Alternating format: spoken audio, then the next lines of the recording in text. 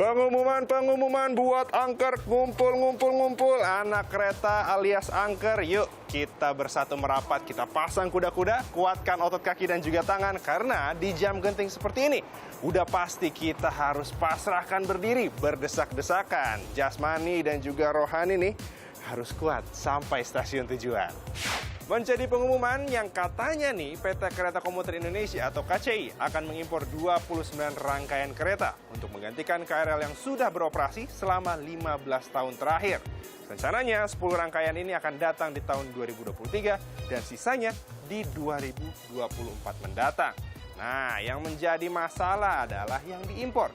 Ini tuh kereta api bekas dari Jepang yang usia pemakaiannya sudah sekitar 25 tahun. Lalu, layakkah Indonesia mengimpor kereta? Coba kita main data dari Badan Pengawas Keuangan dan Pembangunan atau BPKP dulu nih. Menurut badan ini, gerbong KCI masih bisa optimal. Ada sekitar 1.114 KRL aktif yang beroperasi. Ini belum termasuk 48 gerbong yang istirahat dan juga 36 gerbong yang pensiun sementara. Nah pemirsa, BPKP juga bilang nih, KCI masih mampu lah mengangkut 336,3 juta penumpang dengan 178 gerbong saja. Tapi tak dapat ditampik nih, di jam sibuk jumlah penumpang selalu melebihi kapasitas angkut. Tapi nih, KCI juga punya pembelaan data nih pemirsa. Jumlah penumpang tahunan KRL ini diprediksi akan naik dari 273,6 juta orang di tahun 2023 akan naik menjadi 344,8 juta orang di tahun 2024. Bahkan angka ini diprediksi akan terus naik sampai tahun 2025 menjadi 362 juta orang. Tanpa penggantian dan pembelian kereta baru, tingkat keterisian ini akan overload alias di atas 100%. Jadi untuk menjadi anak kereta mending impor atau enggak ya? Katanya sih Indonesia kan punya perusahaan produsen kereta sendiri. Agin Fridianto, Yulianto, Business Talk.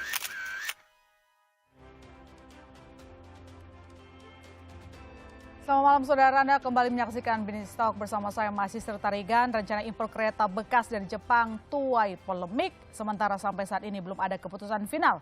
Jadi atau tidak impor kereta bekas di tengah mulai pulihnya aktivitas masyarakat membuat moda transportasi di KRL penuh. Untuk membahasnya lebih jauh telah bergabung bersama kita ada Pak Arya Mahendra Sinulinga, staf khusus Menteri BUMN. Selamat malam Pak Arya. Suaranya belum dinyalakan, Pak Arya?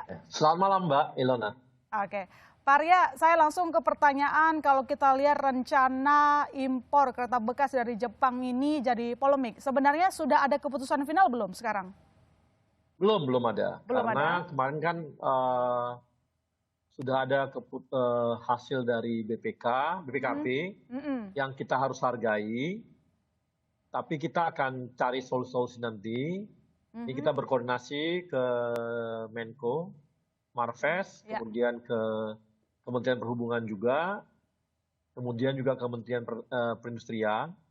Kita cari jalan tengah, bagaimana caranya supaya kita bisa dapat solusi untuk ini semua gitu. Tapi kan sejauh ini kalau kita lihat audit BPKP menyimpulkan impor tidak direkomendasikan, begitupun dengan Menko Marves. Nah kalau Kementerian BUMN sendiri berdiri di mana nih? Apakah tetap akan mendukung impor atau? Kita bukan soal dukung impor atau nggak dukung impor, tapi soal bagaimana kita memenuhi kebutuhan dari kereta kita ini. Kan penumpang kan nggak bisa, ya harus kita kasih kenyamanan. Yang pertama itu keamanan.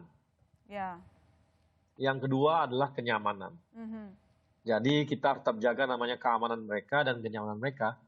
Jadi ini soal impor atau nggak impor, betul itu jadi penting. Tapi yang utama kita adalah bagaimana supaya terpenuhi kebutuhan akan gerbong bagi penumpang dari sisi keamanan maupun dari kenyamanan. Oke, Pak Arya kan tadi mengatakan bahwa nanti akan berdiskusi lagi begitu ya dengan Kemenko Marves. Nah, targetnya kapan kira-kira keputusan itu dapat kita lihat? Nanti ini nggak akan lama ya, karena kan sangat penting ya. Maka kita harus cari cara solusi bagaimana apa yang bisa kita cari itu yang akan kita lakukan.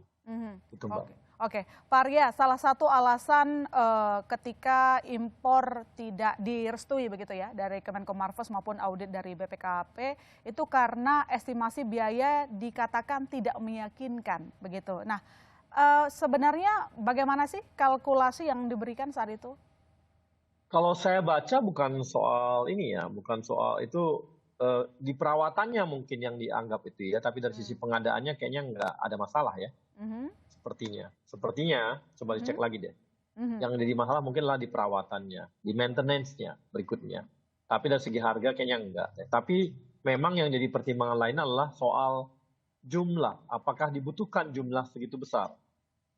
Ya, apakah tidak bisa lagi dilakukan yang namanya mengubah jumlah gerbong untuk daerah yang padat sama jumlah gerbong untuk daerah yang tidak padat? Hanya ya begitu yang diusulkan. Ini kita lagi kasih hitungan-hitungan lagi kepada semua. Semoga bisa dapat jadi bahan diskusi buat semua nantinya. Dan juga masalah maintenance juga nanti itu juga akan diberikan data-data semua mengenai kan kita bukan kali ini ya melakukan impor terhadap kereta Jepang. Jadi saya rasa kita berangkat dari apa yang sudah kita lakukan selama ini itu mungkin nanti hitung-hitungannya akan kita lebih detilkan jelaskan kepada pihak-pihak yang memang melakukan pengukuran untuk itu gitu. Oke, tapi sebenarnya mungkin ini sekaligus membukakan mata masyarakat begitu ya Pak Arya. Apa sih sebenarnya keterdesakan kita harus impor kereta bekas ya? Kan gini, bekas. Ya. Kan gini ya. Sebenarnya kereta itu KAI itu udah punya planning sejak tahun 2019, 2020, 2021. Udah punya planning sebenarnya mereka. Cuma kondisinya pada saat itu ya kan kita corona, Mbak. Ketika corona itu kan ada ketidakpastian kapan corona akan berakhir. Sementara jumlah penumpang menurun. Jumlah penumpang menurun, kemudian KAI juga tidak mengalami juga kerugian pada saat itu. Karena penumpang kan turun drastis itu. Sampai 70% kan waktu kita hari itu corona itu kan. Nah, pada saat itu tanggal 2 tahun 2021 kan tidak berani mereka mengambil keputusan untuk memesan gerbong kepada Inka. Ya, nggak berani pesan gerbong pada Inka. Nah, jadi nggak dilakukan pemesanan karena apa? Satu, kita nggak tahu. Siapa yang tahu bahwa corona akan selesai tahun 2023 dicabut kemarin kan? Nah, nggak ada yang tahu nih.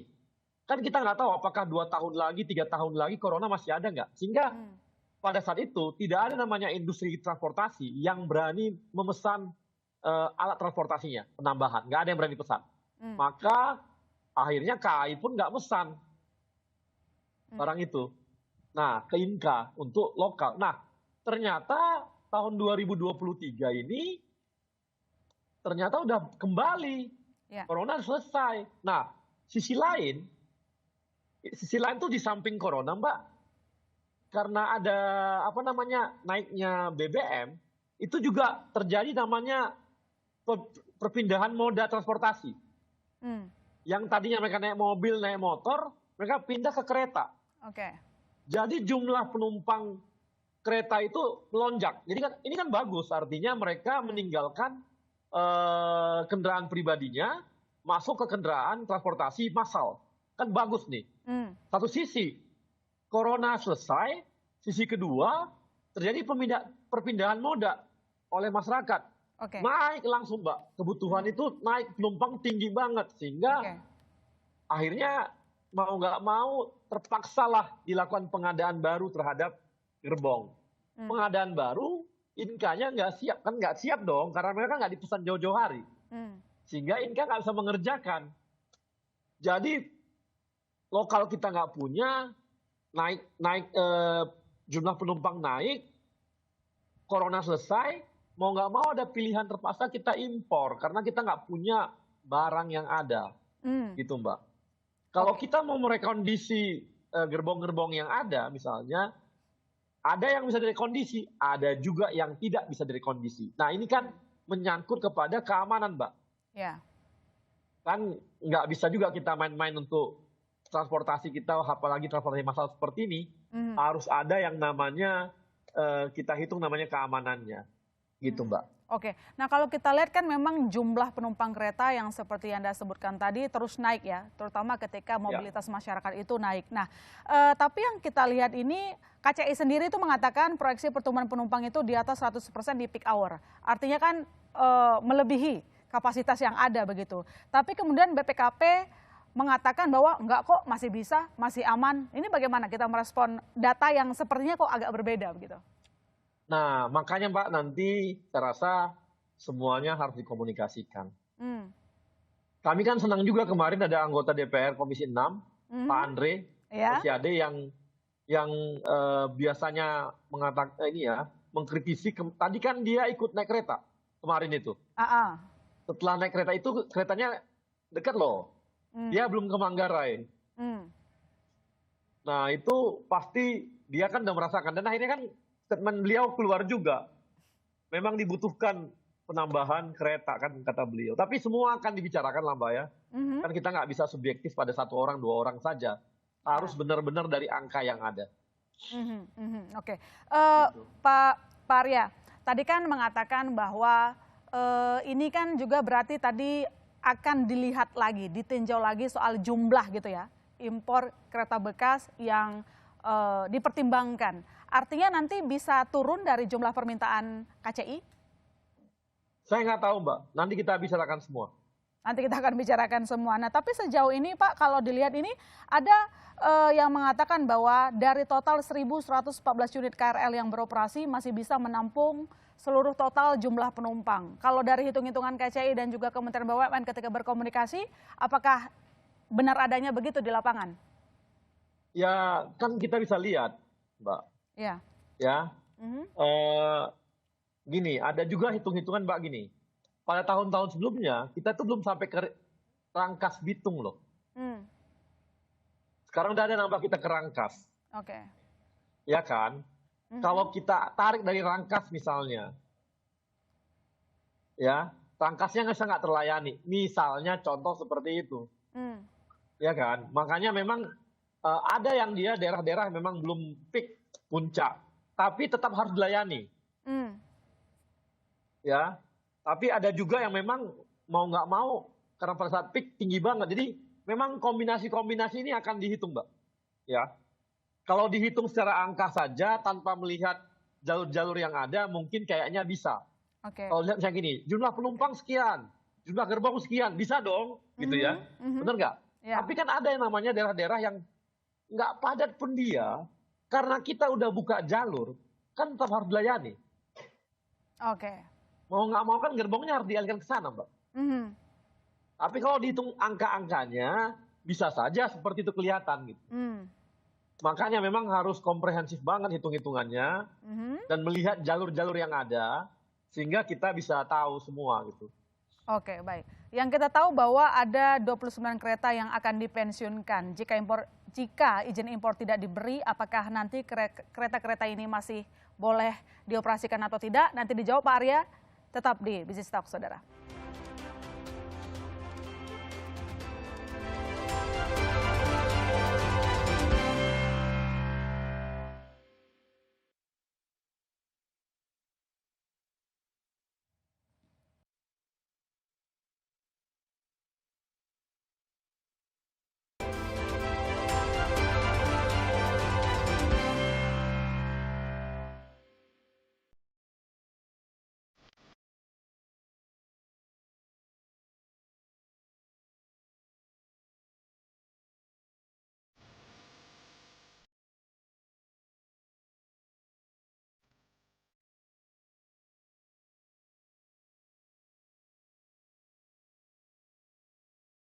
Sampaikan gitu, Bapak presentasikan depan kami semua bahwa awal 2015 barangnya sudah bisa terkirim.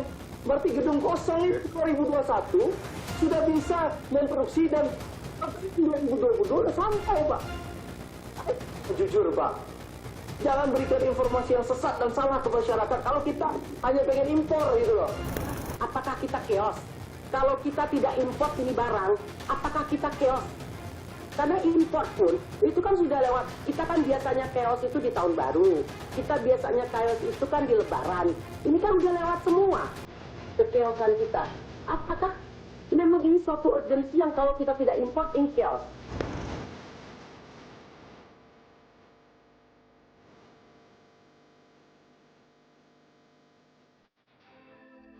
Kita lanjutkan diskusi malam ini dan telah bergabung di segmen ini ada anggota Komisi 6 DPR Andre Rosiade. Selamat malam Pak Andre.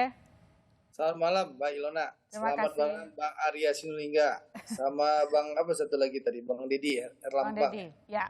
halo. Dan saya juga menyapa Pak Dedi Herlambang, Koordinator CL Mania. Selamat malam. Oke, saya langsung ke Pak Andre dulu. Tadi headline-nya itu tentang Anda yang sedikit mengkritisi soal impor, rencana impor ya, kereta Jepang gitu. Nah, apa alasan saat itu menolak? Dan kemarin katanya sempat nyoba ya, naik kereta di jam sibuk. Gimana rasanya? Ya, pertama soal menolak ya. Jadi gini Mbak Ilona, kami ini di Komisi 6 tahun 2020 sudah mendatangi pabrik Inka di Banyuwangi. Ya. Manajemen dan direksi Inka sudah memaparkan kepada kami anggota Komisi 6 dalam kunjungan kerja Komisi 6 DPR RI di Inka bahwa pabrik Inka itu sudah selesai dan siap menerima order dari KCI. Ingat ya, sudah selesai ya. Karena saya ulang-ulangi sudah selesai dan siap menerima order dari KCI. Karena kenapa saya ulang-ulangi sudah selesai? Karena narasi yang dibangun adalah pabriknya belum selesai dan baru selesai dan diresmikan oleh Pak Tiko 9 Maret 2023. Saya tegaskan pabriknya di saat kami kunjungan kerja Desember 2020 itu persis sama kondisinya dengan 9 Maret 2023 Pak Tiko resmikan. Persis sama ya. Jadi isinya dan bentuknya. Jadi pabrik itu sudah selesai. Kami kunjungan kerja dan menerima paparan dari Pak Budi Novi di Rut Inka sebelum sekarang ya bahwa pabrik Inka siap beroperasi.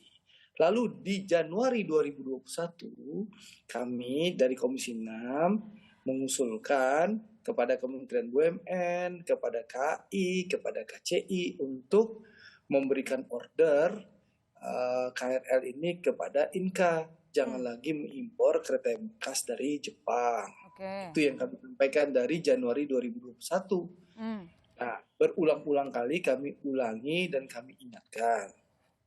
Nah, lalu yang kedua, berkat dorongan kami di Komisi 6, pihak Inka melakukan lobby dan komunikasi dengan pihak KCI. Ya. Lalu termasuk dibantu oleh Kedeputian Menteri BUMN yang membawahi asisten Deputi Menteri BUMN yang membawahi Inka dan KAI ya. Nah, itu disupervisi agar disegerakan ada kontrak. Lalu ternyata ya didorong, dipush oleh pihak Kementerian BUMN nggak jalan-jalan. Akhirnya ada MOU di 2022 Maret kalau nggak salah atau Mei, saya lupa tanggal persisnya.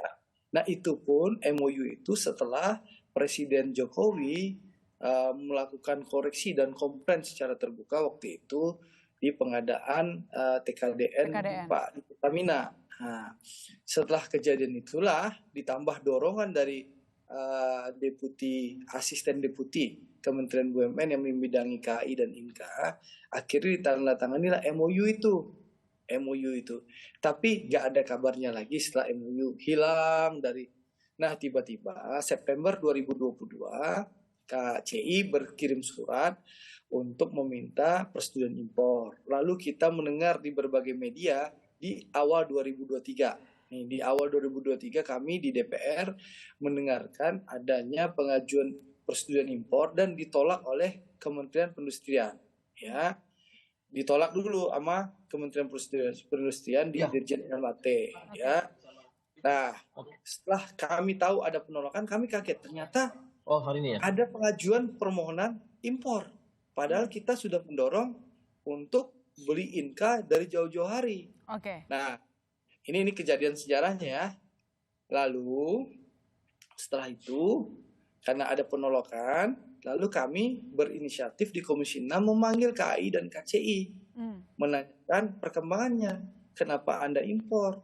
Lalu apalagi di media, kami mendapatkan dokumen setelah itu, dokumen itu ternyata KCI melakukan permohonan impor itu untuk 2023 dan 2024. Padahal di media kita baca narasi yang dikembangkan oleh pihak KCI waktu itu hanya mau impor tahun 2023. Di surat permohonannya 2023 dan 2024. Makanya inilah yang kami kritisi. Jadi ya kami kritisi alasannya mereka 2023 dan 2024 harus ada yang dirumahkan atau absolut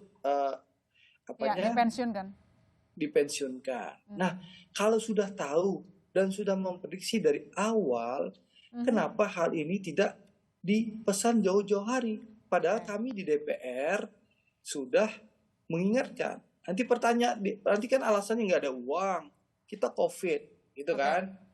Pan pasti narasinya. Kami sudah tanya kondisi keuangan KCI waktu itu. DER-nya seperti apa? Debt equity rasionya juga masih bagus. Itu satu ya. Yang kedua, urusan kereta cepat Jakarta-Bandung aja, kami di DPR memberikan dukungan penuh ke Bang Arya itu. Sehingga kereta cepat Jakarta-Bandung insya Allah Juli ini sudah bisa diuji cobakan dan segera akan diresmikan oleh Presiden di ulang tahun kemerdekaan Indonesia di 17 Agustus nanti gitu loh. Atau tanggal 18 Agustus. Nah, masa urusan KRL kalau nggak bicara sama DPR, kalau bicara DPR kan tentu kita akan bantu solusinya bagaimana soal anggarannya gitu loh. Tapi kan mohon maaf dengan segala hormat memang diduga memang niatnya dari awal ingin impor. Dibikinlah narasi pabrik Inka ini baru selesai 9 Maret, Andre ini yang mengkritik nggak tahu, nggak punya otak, nggak tahu informasi, kan begitu narasi-narasi yang dibangun DPR nih nggak tahu apa-apa, orang pabriknya belum selesai, pabriknya masih tanah kosong, baru diresmikan 9 Maret, lalu Anda paksa-paksa Inka, itu narasinya. Tapi di rapat yang berapa minggu yang lalu kan sudah terjawab. Nah, dan saya tanyakan ke Dirut Inka yang baru ini, kan kebetulan Dirut Inka ini adalah Direktur KAI, gitu loh. Dirut KCI yang lama itu sekarang jadi Direktur Inka juga. Gitu. Nah, itu kami lakukan pengkritisan. Nah, itu jadi terlihat bahwa pabrik itu ketahuan memang kondisi 9 Maret 2023 diresmikan Pak Tiko, Wamen 2 itu persis sama yang kami kunjungi Desember 2022. Itu 2020 ya. Itu satu. Lalu yang kedua, itu soal ini ya, kenapa nggak pesan? Itu yang kita kritisi. Yang kedua, tapi saya sudah ke lapangan hari Senin yang lalu, ya, saya melihat sendiri kondisi di lapangan, ya, di jam sibuk saya naik kereta KRL dari Rawabuntu menuju stasiun Palmerah, dari Serpong menuju Palmerah untuk berkantor di DPR sesuai dengan aspirasi teman-teman anak kereta, netizen anchor yang memberikan masukan ke saya, Pak Andre lihat langsung kondisi lapangan. Saya naik kereta jam 6.21 ya naiknya nih. Nah, saya memang menyaksikan dengan mata kepala saya sendiri bahwa untuk masuk kereta ya, kan katanya gerbong nggak boleh karena gerbong itu nama untuk barang. Saya masuk ke rangkaian KRL itu, dibuka itu, untuk masuk itu saya sangat sulit. Saya paksain, nah ini pintu yang itu penuh sekali. Saya menerobos masuk dan saya berdiri ya. Dan memang begitu padatnya, ya. Ada 5 stasiun yang saya lewati. Setiap stasiun yang saya lewati ada penumpang yang turun, tapi juga ada penumpang yang naik. Jadi sampai Palmerah tuh padat sekali dan memang ya kayak cendol orangnya. Jadi itu di sini Anda mengkritisi manajemennya, begitulah ya. Karena sebelumnya sudah diminta bahwa KCI harusnya pesan ke Inka, begitu. Coba saya ke Pak Arya. Pak Arya, kalau Pak Andre mengatakan bahwa ini sih dari awal memang cita-citanya mau impor sebenarnya, karena sebenarnya si Inka ini sudah siap untuk menerima orderan dari KCI. Jawaban Anda? Saya cukup kasih data aja. Baik. Ya, semester 1 tahun 2022, ya, KRL itu baru mencapai 5% dari total penumpang sebelum pandemi 2019. Ya, jadi tahun 2019 itu semester satunya tahun 2019 itu sebanyak 163 juta yang naik KRL. Tahun 2022 nih. Ya. Kemudian sementara semester 1 tahun 2022 itu baru mencapai 89 juta. Jadi belum mencapai titik awal seperti tahun 2019. Ya. Saya kalau Inka saya nggak mau, itu nanti soal pabrik saya nggak ngomong tentang pabrik. Saya cuma ngomong tentang bahwa tahun 2022 itu data jelas bahwa jumlah penumpang hanya 50% dari tahun 2019. Ya, itu data itu, fakta dan data. Siapa yang berani pesan kereta pada saat kondisi penumpang masih seperti itu? Apalagi tahun 2022 loh ini, yang saya ngomong data. Apalagi tahun 2021. Kalau tadi corona nggak ada, kita sepakat nih, berarti salah mereka nih. Tapi karena corona nggak ada, itu nggak berani. Pasti siapa yang berani pesan kereta pada saat itu, ketika penumpang belum tercapai. Dan corona kita belum tahu selesainya kapan. Karena memang harus dipesan 2 tahun sebelumnya. Jadi tahun 2021-2022 aja jumlah penumpang baru segitu. Jadi memang nggak ada yang berani pesan pada saat itu. Ya, nggak ada namanya. Mau pada saat corona siapa industri transportasi mana yang berani nambah armadanya? Nggak ada yang berani. Jadi karena belum ada kepastian kapan corona ada. Walaupun Inkanya siap, tapi kalau tidak siap di jumlah penumpang, siapa yang berani? Karena dulu itu proyeksi tahun 2023 itu dengan proyeksi nggak ada corona. Ini corona ada. Dan datanya seperti tadi. Saya tanya, siapa manajemen perusahaan yang berani pesan moda transportasinya pada saat corona ada walaupun pabriknya siap? Ya, tapi gini, seperti saya katakan, ini adalah bukan soal kita soal impor ini. Nah, ketika corona selesai, naik jumlah penumpang, ditambah lagi BBM-nya naik. Orang berpindah moda dari motor pindah ke kereta api. Ini bagus banget. Memang harapan kita kan memang orang makin banyak naik kereta daripada naik itu. Jadi jumlahnya naik daripada prediksi awal malah. Jadi inilah kondisi yang terjadi. Gitu. Makanya kalau tadi data itu bisa menjawab itu, kira-kira manajemen mana yang berani pesan kereta ketika tahun 2022 aja semester pertama masih 50% dari jumlah penumpangnya. Oke, baik. Saya ke Pak Dedi, Anda yang pengguna loyal ya dari kereta selama ini, apakah memang sesignifikan itu kenaikan jumlah penumpang terutama di peak hour? Baik, begini, izinkan saya diawali dengan sejarah dulu ya. Jadi saya menggunakan kereta sudah puluhan tahun, sejak zamannya KRL jadul dulu, sampai mulai dari KRL tuh pada naik di atap, dan juga saat itu juga masih ada kereta Eko Panas, istilahnya kalau dalam tanda kutip tuh non AC, kereta itu sering rusak, hampir tiap hari rusak. Kalau kereta itu kita kalau rusak sering jalan kaki menuju stasiun terdekat atau mungkin patungan dengan teman-teman penumpang lainnya untuk menuju ke tempat tujuan. Jadi memang kondisinya seperti itu dari sejarah. Nah, sekarang 2013 ke atas ke sini kondisinya sudah lebih baik. Ya, ada sterilisasi stasiun, lalu juga pentarifan juga, tarifnya juga tarif progresif mulai tapping 25 kilo pertama, lalu juga berikutnya 10.000. Nah, ini kan yang kita harapkan.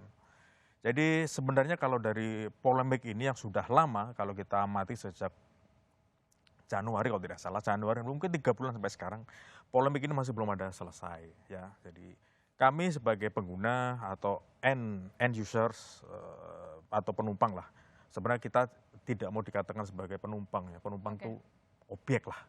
Kita ingin disebut sebagai pelanggan, customer, jadi lebih ke subjek, ke memanusiakan pelanggan itu juga. Jadi sebenarnya bagi kami itu tidak mempermasalahkan TKDN ya, TKDN entah itu TKDN berapa persen berapa itu urusan perindustrian ya. Tapi yang jelas kami sebagai penumpang itu harus masalah itu harus disampingkan dulu, karena dalam kami sebagai pengguna demand juga sudah ada.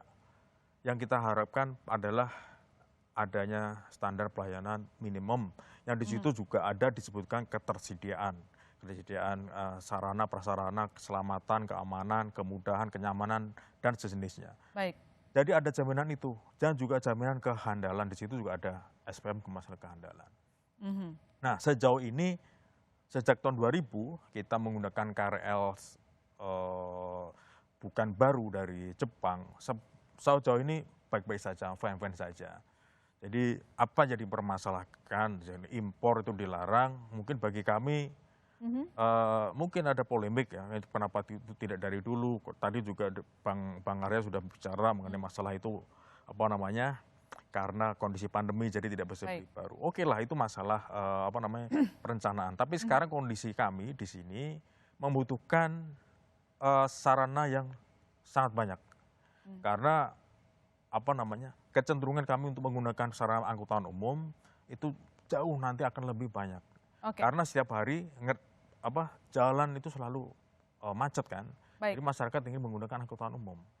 Apalagi target dari Kementerian Perhubungan kalau tidak salah itu di tahun 2025 itu mentargetkan ada sekitar 2 juta penumpang harian.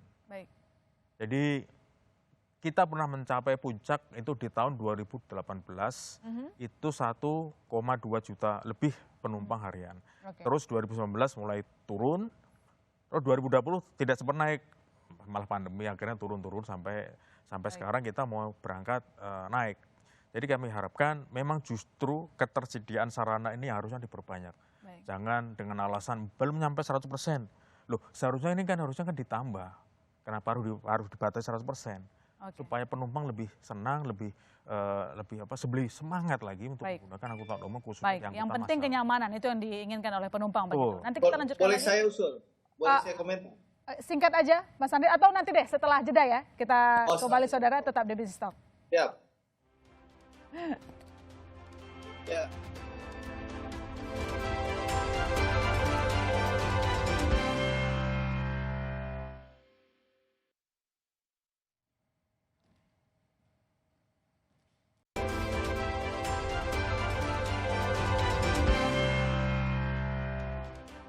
Kita lanjutkan diskusi kita malam ini. Telah bergabung Mbak Titis Nurdiana, wartawan Sinar Kontan, tetapi di segmen ini tanpa Pak Arya Sinulinga karena ada acara. Jadi saya ke Pak Andre yang tadi sempat saya potong, tadi katanya ada solusi, win-win solution begitu ya. Apa itu?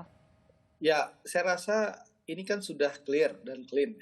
Pertama, Pak Arya Sinulinga sebagai staf khusus 3 Menteri BUMN sudah mengakui bahwa pabrik Inka itu siap. Jadi kalau ada narasi bahwa pabrik Inka tidak siap itu terbantahkan sudah.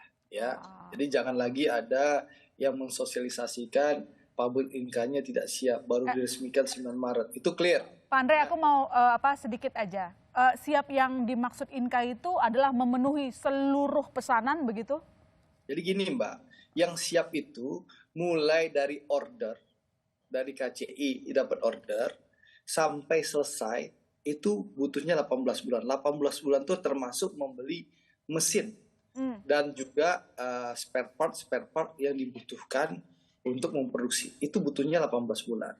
Jadi kondisi Desember 2020 yang kami survei dulu persis sama dengan kondisi 9 Maret 2023 yang diresmikan oleh Pak Tiko, Wakil Menteri BUMN 2.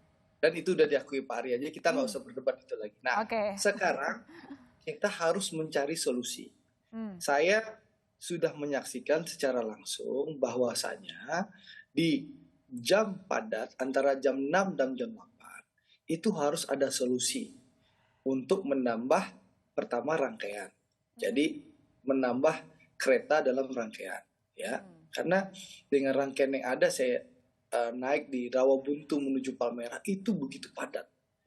Kayak itu orang dalam. Itu saya merasakan langsung. Ya, hanya sekali loh. Apalagi kalau Kang Deddy yang tiap hari ya, gitu loh. Lalu yang kedua juga ada jedanya. Saya lihat Rawabuntu itu dari 6.21 ke 6.30, ada 9 menit. Padahal kalau bisa kan per 5 menit sudah ada kereta yang baru kan. Nah, jadi memang butuh ada tambahan.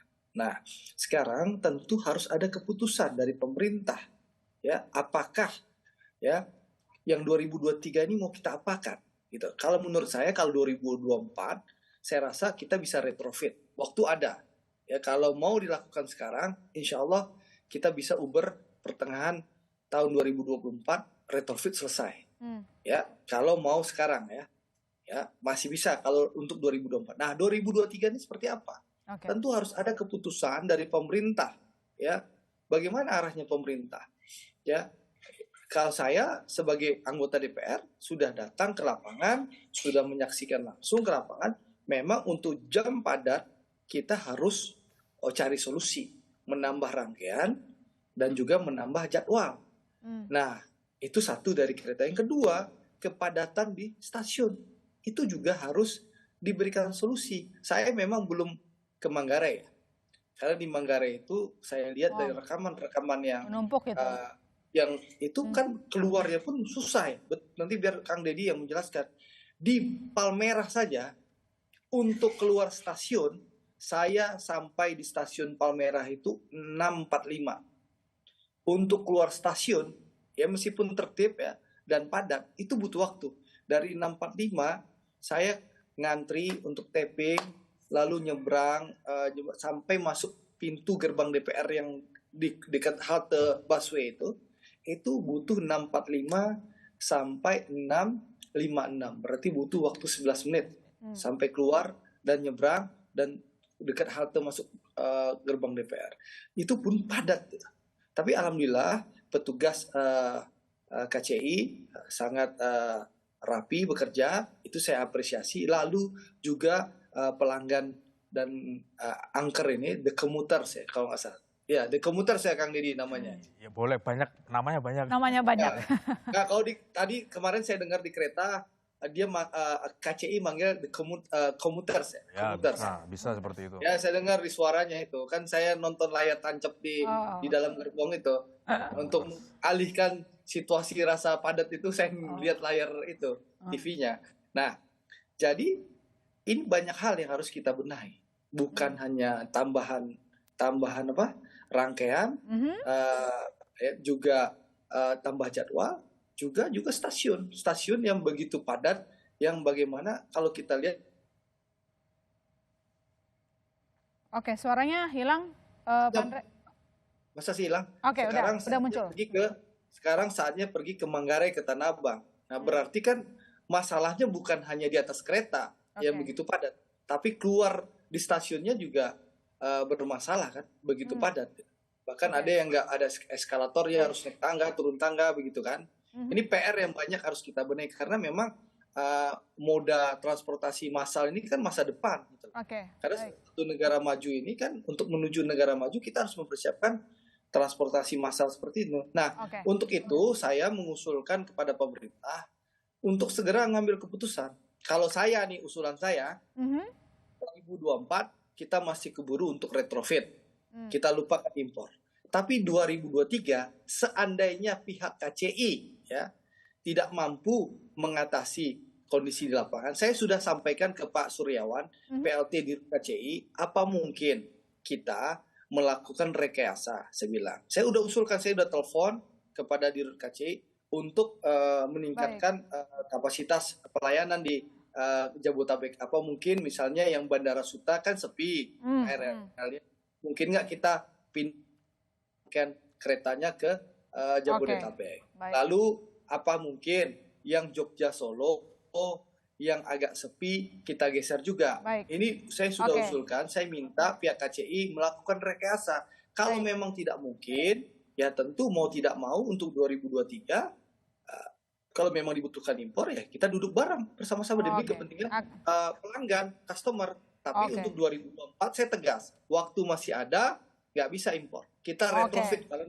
Menolak impor begitu. Saya ke 2024 ya. 2024. Tapi 2023 mungkin kita perlu mencari solusi. Kalau tidak bisa rekayasa, maksudnya rekayasa itu memindahkan Bandara Suta, Jogja Solo, nggak bisa juga, ya mungkin nggak mau kita kalau terdesak begitulah ya. Baik. Kita cari solusi yang terbaik lah. Bagaimana peningkatan pelayanan bukan soal keras-kerasan, tapi solusi yang terbaik bagi pelanggan. Ya, gitu. Tentu itu yang kita inginkan, solusi terbaik bagi semua. Dan pemerintah harus mengambil keputusan, bukan membiarkan keributan di media sosial. Oke, gitu. baik. Itu harapan kita.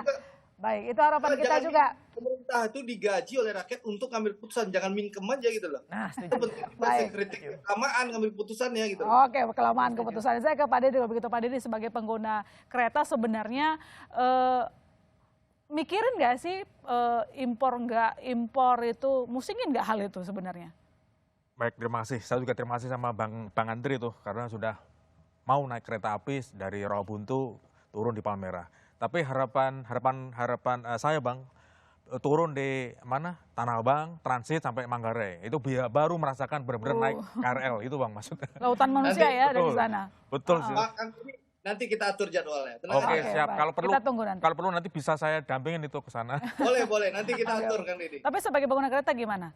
Musingin nggak sih antara itu kereta mau impor atau nggak impor? Ya, seperti saya sampaikan tadi di awal, sebenarnya bagi kami angker atau si istilahnya the commuters itu sebenarnya juga tidak peduli sebenarnya, tidak peduli. Yang penting nyaman gitu ya. Betul, mau impor atau tidak impor, yang penting itu ada ketersediaan, kehandalan, kenyamanan misalnya. Kalaupun misalnya ada pun kalau rusak terus juga buat apa juga. Oke. Seperti itu, yang penting ada ketersediaan, ada dan handal. Itu yang penting.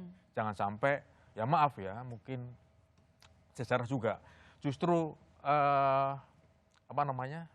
PT dulu masih divisi ya, dulu masih divisi, lalu juga KCIC dulu sebelum ada KCI dulu juga pernah beli baru dari Inka, tapi ternyata bermasalah untuk seri PN Holek itu tahun 2000-an ya, 2001 di PN Holek. Lalu kereta juga ada kereta hibah dari Jerman baru juga dibuat di mana? Di Inka. Tahun 2010-2011 itu juga problem, juga bermasalah. Itu baru semua, 100% semua baru. Itu justru bermasalah.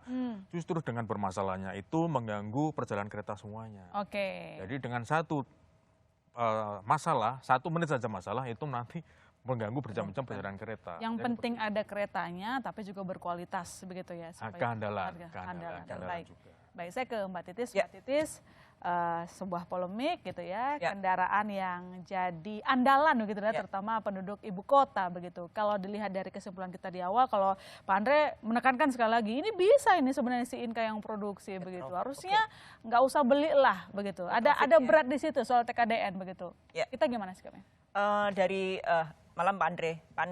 Jadi dari diskusi tadi sebetulnya kan bilang kalau DPR meyakinkan bahwa Inka siap memproduksi, tapi sejumlah fakta yang tidak bisa kita lupakan bahwa sudah 2 kali Inka itu melakukan banyak ini ya kereta Jerman, terus yang baru ternyata bermasalah yang sekarang justru dikandangkan. Sebetulnya bagi masyarakat ibu kota, moda transportasi bernama KRL ini itu sudah menjadi kebutuhan yang memang menjadi moda utama. Dan ini kan sebetulnya menarik. Di tengah kita ingin mengurangi konsumsi BBM, di tengah kita keinginan pemerintah untuk mengurangi menggunakan mobil pribadi dengan kendaraan umum, maka kereta bagi masyarakat ibu kota, bagi komuter itu menjadi kebutuhan yang memang tidak terelakkan. Artinya itu menjadi pilihan yang sangat benar-benar masuk akal. Nah, masalahnya adalah tadi ketika di peak hour itu di atas 100% loh. Artinya kebutuhan itu mendesak. Tadi sebetulnya menarik bahwa Pak Andre bilang bahwa tahun 2023 mari duduk bersama-sama. Kebutuhannya berapa? Mungkin nggak sih dialokasikan kereta dari bandara, terus kemudian dari kereta-kereta lain untuk dialokasikan. Tapi jangan lupa Pak Andre bahwa kalau tadi Pak Andre mencoba dari Rawabuntu ke Palmerah membutuhkan setiap jedanya hampir 10 menit gitu kan. Ditambah 1, maka ada pengguna lain, moda transportasi lain di persilangan kereta menunggu 10 menit atau 9, sekian, itu tuh juga akan menimbulkan kemacetan lainnya. Ini yang harus dipikirkan juga pemerintah, apakah ketika menambah rangkaian gerbong ini menyelesaikan masalah kemacetan. Untuk di masing-masing wilayah, kita sebenarnya ada kan dari Rangkas Bitung ke Palmerah, sampai ke Tanah Abang, terus kemudian dari Manggarai ke Bogor dan sebagainya, itu harus segera dikaji. Baik. Supaya menambah gerbong itu menimbulkan masalah lain, atau memang ada jalur-jalur yang memang sudah bisa untuk menambah rangkaian. Yang kedua bahwa sebetulnya kan ada masa beroperasinya sebuah rangkaian kereta. Nah, ketika ini kan juga mempengaruhi banyak hal. Ketika beli baru yang mahal, itu efek lanjutannya, efek gulirnya juga harus dipikirkan. Kenapa? Karena ini akan berpengaruh terhadap kos. Oke. Bisa saja bahwa rencana untuk menaikkan tarif itu menjadi lebih relevan karena harus mengimpor barang baru atau membuat barang baru. Nah, ini akan menjadi problem lagi di tengah upaya mengurangi kendaraan pribadi ke moda transportasi umum dinaikkan. Yang kemarin rencana Kemhub menaikkan tarif pun itu sudah memantik banyak protes. Ya. Itu padahal kan sebetulnya ini harus kalau kereta yang bekas kalau memang kebutuhannya mendesak sebetulnya dan sebenarnya Inka belum mampu dan kemarin telat mengorder, maka memang harus dicarikan solusi untuk tahun 2023. Ya. Tahun depan kalau Pak Andre kan bilang tahun depan, ayo kita ini lagi. Tapi ingat loh, tahun depan itu juga kalau kita memutuskan impor kah atau memproduksi, tantangannya juga berbeda lagi. Karena tahun depan adalah tahun politik, yang tahunnya Pak Andre juga ya Pak Andre ya. Sementara sudah mendesak ya kenyamanan dari penumpang, dari masyarakat harus segera kita selesaikan. Masih panjang, saya yakin semua narasumber saya masih ingin bicara banyak tapi durasinya terbatas. Bisa. Pak, sudah habis Pak Andre. 30 detik mungkin. 30 detik kamu. Jadi yang disampaikan Mbak Sri ya? Pak Titis itu kan itu kan tahun 2000 awal dan 2010 ya. Inka ini sudah berbenah, sudah melakukan perbaikan luar biasa. Jadi kita lihat KRL Bandara Suta dan KRL Jogja Solo kan luar biasa. Tidak bermasalah dan bisa dinikmati dengan baik. Jadi tidak usah khawatir berlebihan soal kualitas dan kemampuan Inka. Apalagi kita yang penting aman dan nyaman kereta. Insya Allah. Nah, tinggal kita harus cari solusi. Kalau 2024 saya punya keyakinan kita masih bisa retrofit ya.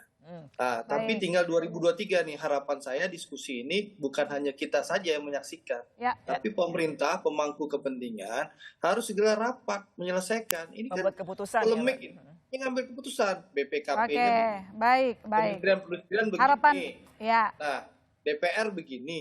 Ayo dong, pemerintah duduk bareng putusin, jangan lama-lama. Sudah menangkap poinnya. Jadi DPR sekarang udah mendukung. Baik, Pak Andre. Baik, harapan kita sebenarnya solusi. Yang penting solusi yang pas untuk semuanya. Durasi sudah sangat habis, Bapak. Saya minta maaf, saya yakin semua masih ingin bicara, tapi saya yakin tujuan kita sama, yang penting solusi, terutama pengguna KRL. Terima kasih banyak, Pak Andre Rosiade, anggota Komisi 6 DPR, terima kasih banyak. Dan tentu saja terima kasih banyak Pak Dedi Herlambang, kurator Celmania. Terima kasih banyak, maaf durasi kita terbatas. Dan Mbak Titis Nurdiana, wartawan Surkontan. Dengan demikian saudara, jangan kemana-mana, Business Talk masih akan segera kembali.